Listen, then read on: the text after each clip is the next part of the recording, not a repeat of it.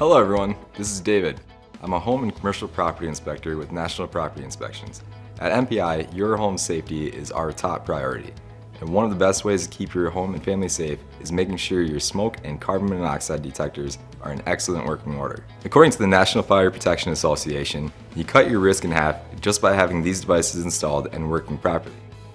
You're going to want to test your smoke and carbon monoxide detectors once per month and replace the batteries at least twice a year. To test your detectors, you may need a step stool or ladder, depending on how high your ceilings are. In some cases, a broom or something with a long handle may also work.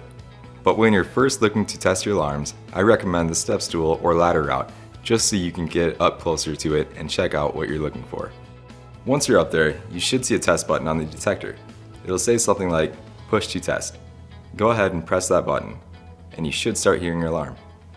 Now, newer homes will likely have interconnected alarms that are hardwired and should all be going off at this point. For these types of systems, batteries are a backup.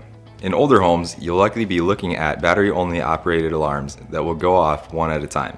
In that case, you'll just need to move between rooms and test your alarms one at a time. If all of your alarms are going off, you're going to walk all through the house and make sure you hear that noise coming from every installed alarm.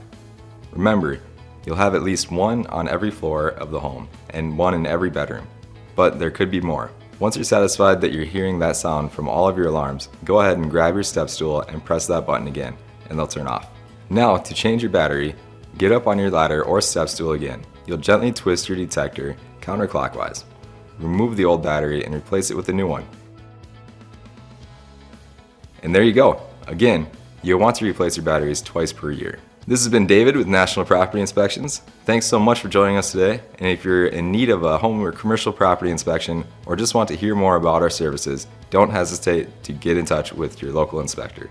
Have a great day, and we'll see you next time.